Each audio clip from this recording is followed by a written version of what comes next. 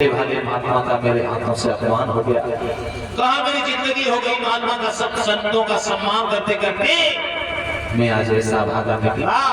इस बड़े भोले भाले सन्यासी का मैंने अपमान कर दिया, उनके भजन को मैंने खंडित कर दिया।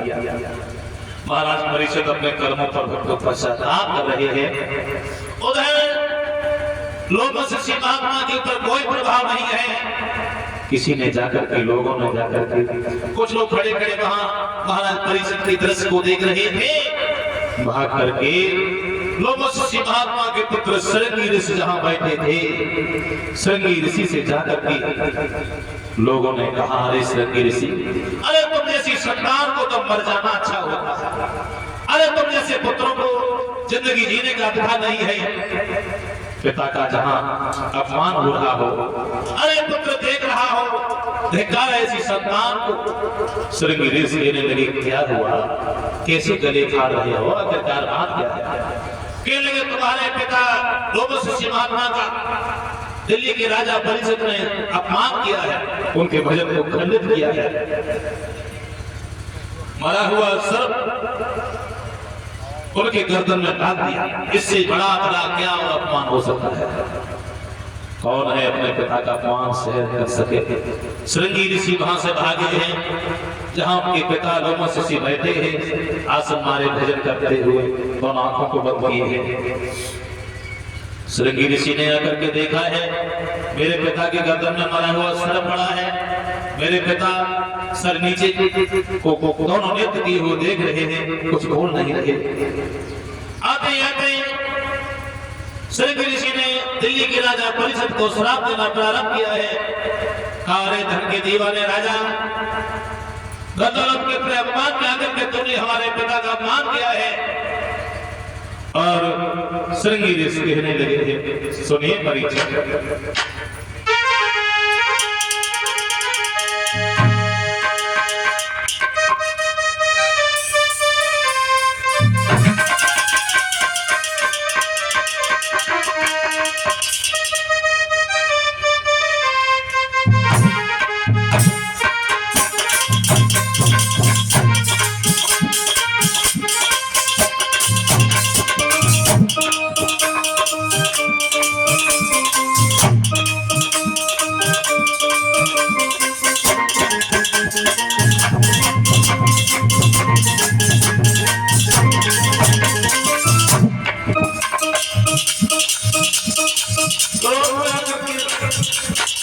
श्रृंगी ऋषि कहने लगे, महाराज परिषद को श्राप देने लगे हैं।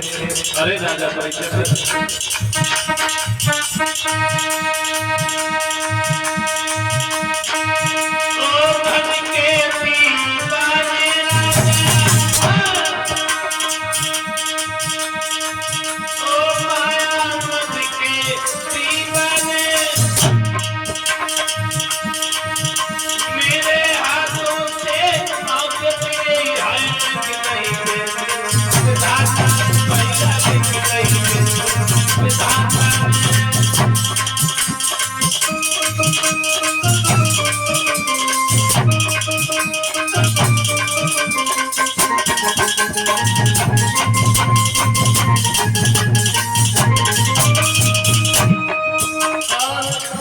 श्रृंगी ऋषि ने एक बात और कही है महाराज परीक्षित से,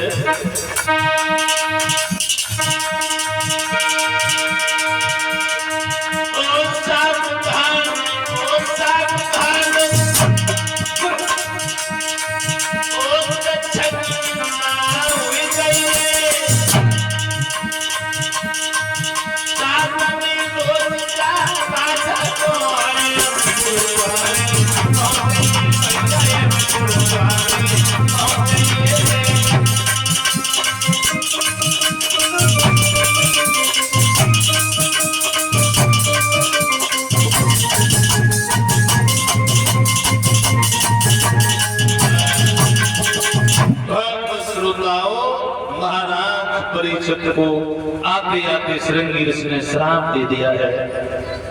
कहा, माया के अभिमान में आकर के राजा परिषद, तूने हमारे भोले भाले सन्यासी पिता का अपमान किया है और हम तुझे श्राप दे रहे हैं।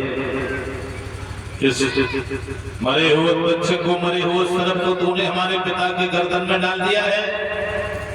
यही काल तक्षक जादूमय आज से 7 में रोज तेरी मौत बन के, तेरा काल बन के तुझे जरूर डसेगा और हमारा श्राप है, तू बच नहीं सकता।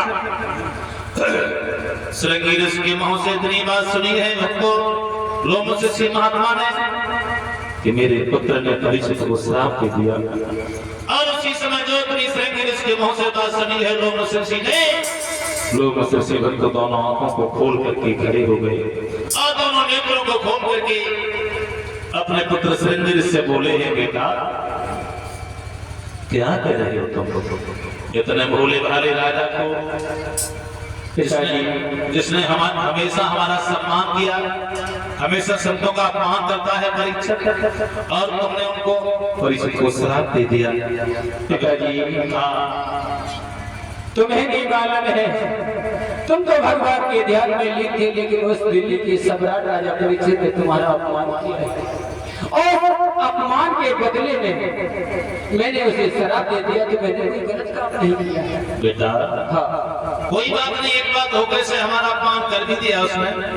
कोई आदमी 99 बार सम्मान करे, धोखे से एक बार अपमान कर दे तो अपमान नहीं माना जाता, उससे धोखे से गलती हो गई होगी। पिताजी हाँ तुम्हें नहीं मालूम है, एक संत का अपमान करने से उसकी हंसी खेलती जिंदगी उजड़ जाती है। वही मैंने किया, जो उचित था वही मैंने किया। लोमशिषि महात्मा कहने लगे, बेटा श्रृंगी ऋषि ऐसा न करो। वो राजा जो दुनिया को छोड़ करके चला जाएगा, भला उसकी पत्नी उसके बिना कैसे रहेगी, प्रजा उसके बिना कैसे रहेगी, कौन उसकी शासन को, उसकी प्रजा को कौन संभालेगा? श्रृंगी ऋषि कहने लगे, पिताजी दिया हुआ श्राप कभी वापस तो नहीं होता, फिर हम एक उपाय बता देंगे। अगर वो परीक्षित अपनी जिंदगी में अपना कल्याण चाहता है, अपना मोक्ष चाहता है, अपना उद्धार चाहता है, तो एक काम करना पड़ेगा उसे। 7 दिन तक श्रीमद् भागवत कथा को निरंतर मोह माया को त्याग करके अगर सुनेगा तो उसका कल्याण जरूर होगा। भगवत श्रोताओं इतनी बात कही है। लोमशिषि महात्मा ने अपने पुत्र श्रृंगी ऋषि से बहुत कहा। श्रृंगी ऋषि ने कहा, दिया हुआ श्राप वापस तो नहीं होगा, और उस राजा के लिए खबर भिजवा दो कि मोह माया को, राजपाट को छोड़ करके अन्य भगवान का भजन करने के लिए चला जाए, और श्रीमद् भागवत को 7 दिन तक निरंतर सुने तो उसका कल्याण जरूर होगा। भक्तजनों खबर भिजवाई है महाराज परीक्षित के लिए महलों में कि परीक्षित तुम्हें श्रृंगी ऋषि ने श्राप दे दिया है और तुमने उनके पिता लोमशिषि महात्मा का अपमान किया, मरा हुआ सर्प उनकी गर्दन में डाल दिया। वही काल रूपी सर्प तुम्हारा काल बल के साथ में रोज जरूर आएगा, उसे कोई रोक नहीं सकता। अगर कल्याण चाहते हो तुम तो श्रीमद् भागवत कथा को सुनो तो तुम्हारा कल्याण अवश्य होगा। भागवत श्रोताओं जो अपनी बात सुनी है महाराज परीक्षित ने, उस समय सिंहासन पर बैठे हुए थे। इतनी बात को सुनते ही सुनते भक्तों महाराज परीक्षित सिंहासन से कूद के पछाड़ की जमीन पर गिर गए और खड़े की खड़े पछाड़ खाकर के गिर गए। और उनकी पत्नी नवलते ने देखा, सोचने लगे मेरे पति को क्या हुआ, अभी तो हंसी खुशी के साथ में बैठे थे, लेकिन क्या हुआ ये? तो महाराज परीक्षित को ये लगा एक 7,000 बिच्छुओं ने शरीर में डंक चो दियो। ये मालूम हुआ एक साथ महाराज परीक्षित को पता नहीं कैसे क्या हो गया। महाराज परीक्षित पछाड़ खाके भक्तों जमीन पे जब गिर गए हैं, नवलते ने अपने पति की हाथ की कलाई को झुलका करके पकड़ लिया। कहने क्या हुआ पति देव, क्या हुआ तुम्हें, आखिरकार बात क्या है? मैं तुम्हारी पत्नी हूँ, मैं तुम्हारी अर्धांगिनी हूँ। अभी थोड़े समय पहले तो बड़े प्रसन्न नजर आ रहे थे। महारानी नवलते रोकर के अपने पति से कहने लगी है, सुनिए पति देव,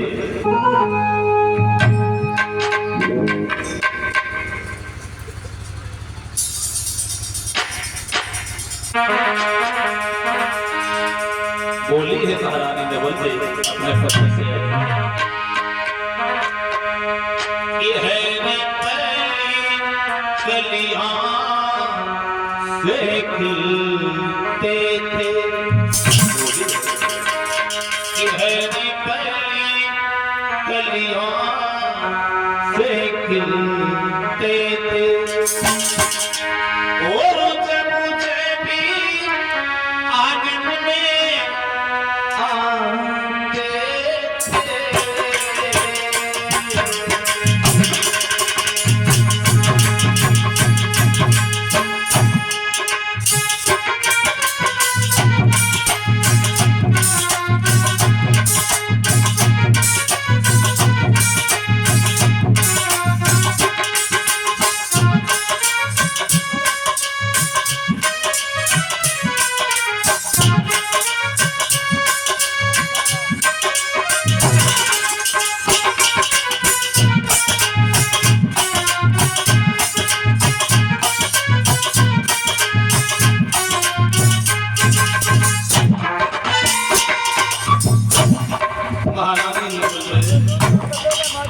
अपने पति महाराज परिचित की हाथ की कलाई को झुलला करके कहने लगी है, हे महाराज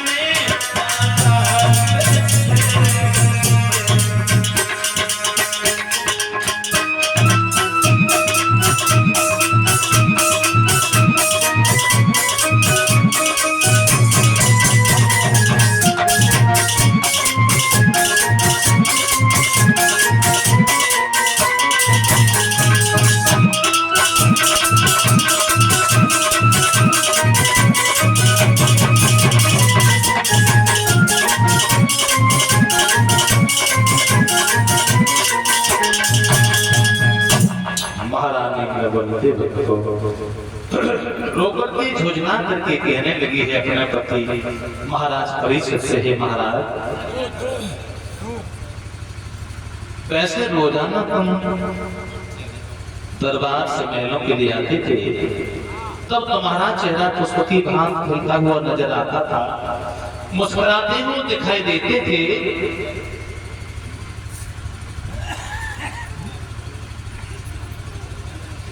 लेकिन पति देव तुम आज बड़े दुखी क्यों हो, सुस्त क्यों हो, आखिरकार बात क्या है तुम्हें?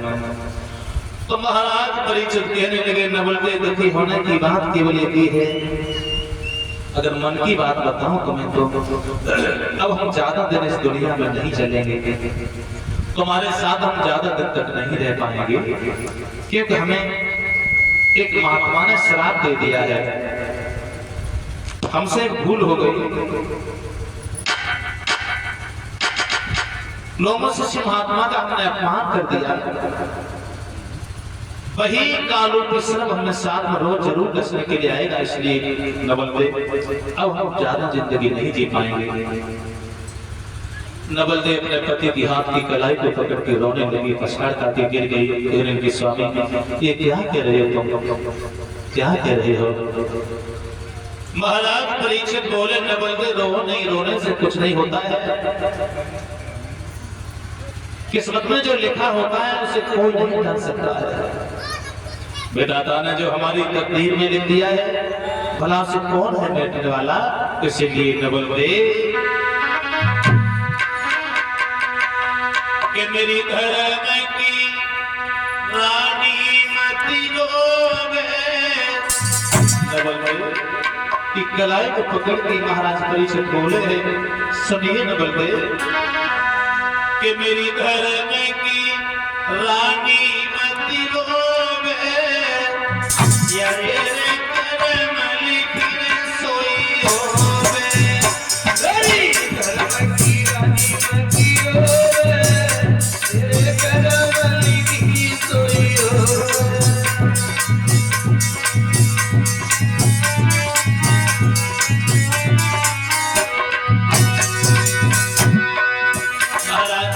बोले नमल में रो नहीं मेरी देखो मैं क्या कह रहा हूँ